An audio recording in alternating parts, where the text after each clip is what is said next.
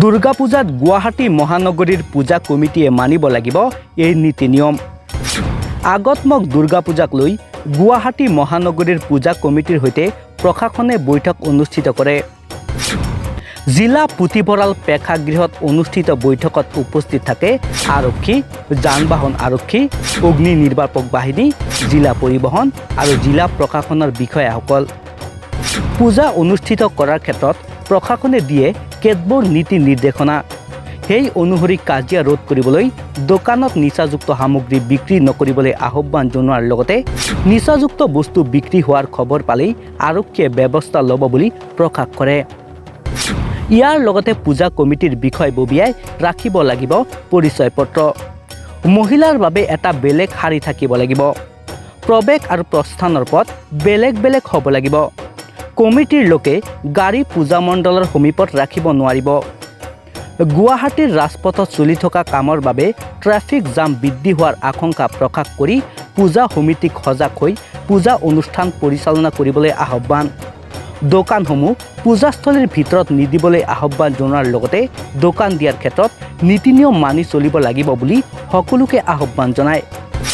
মণ্ডপসমূহত অগ্নি নিৰ্বাপনৰ গাড়ী যাব পৰাকৈ পথ মুকলি কৰি ৰাখিবলৈ আহ্বান। ইয়াৰ লগতে ৰাস্তাত পেণ্ডেল পাতি পূজা অনুষ্ঠিত নকৰিবলৈ আহ্বান জনোৱাৰ লগতে ভুল দিশত গাড়ী নচলোৱা, হেলমেট পিন্ধিহে পূজা চাবলৈ অহাৰ বাবে সকলোকে আহ্বান জনায়। আনহাতে পূজা কমিটিয়ে কোভিডৰ প্ৰসংগত অনুমতি ল'ব লাগিব। আবেদন কৰিব লাগিব থানাসমূহত। CCTV ৰাখিব লাগিব। পৰ্যাপ্ত পোহৰৰ ব্যৱস্থা থাকিব লাগিব। বিদ্যুৎ বিভাগৰ পৰা অনুমতি ল'ব লাগিব। পূজাস্থলীত ফাৰ্ষ্ট এইড কাউণ্টাৰ ৰাখিব লাগিব। পূজা মণ্ডপৰ দায়িত্ববাহী লোকৰ নাম বেনাৰত লিখা থাকিব লাগিব। সাংস্কৃতিক অনুষ্ঠানৰ বাবে সময় বান্ধি দিয়া হ'ব। অগ্নি নিৰ্বাপন আৰু আপাতকালীন বিভাগৰ বিষয়া থাকিব লাগিব মণ্ডপত।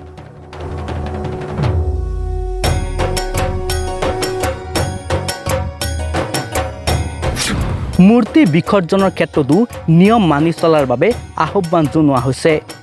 ছাউণ্ড ছিষ্টেমৰ বাবে চক্ৰ বিষয়াসকলে থানাত মিটিং আহ্বান কৰি আলোচনাৰ অন্তত নিয়ম বান্ধি দিয়া হ'ব।